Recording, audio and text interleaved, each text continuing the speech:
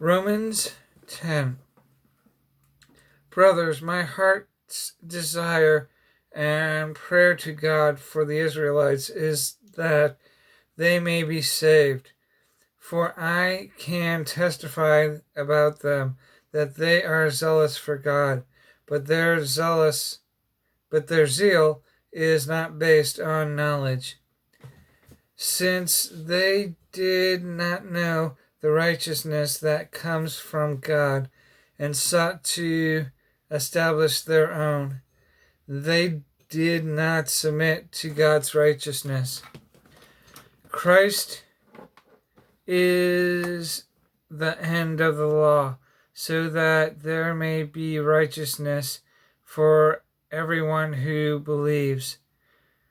Moses described in this way the righteousness that is by the law.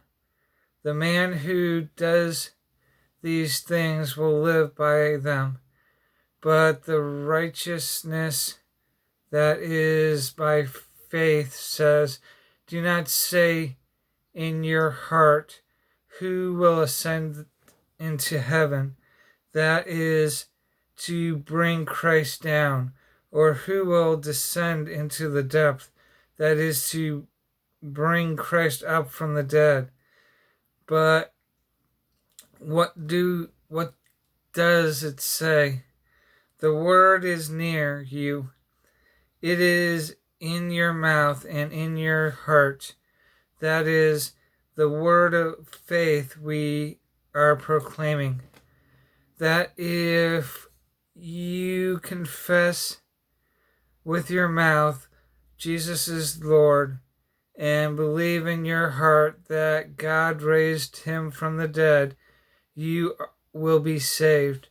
For it is with your heart that you believe and are justified, and it is with your mouth that you confess and are saved. As the scriptures say, anyone who trusts in him will never be put to shame. For there is no difference between Jew and Gentile. The same Lord is Lord of all, and richly blesses all who call on him. For everyone who calls on the name of the Lord will be saved. How then can they call on the one they do not believe? How then can they call on the one they have not believed in? And how can they believe in the one of whom they have not heard?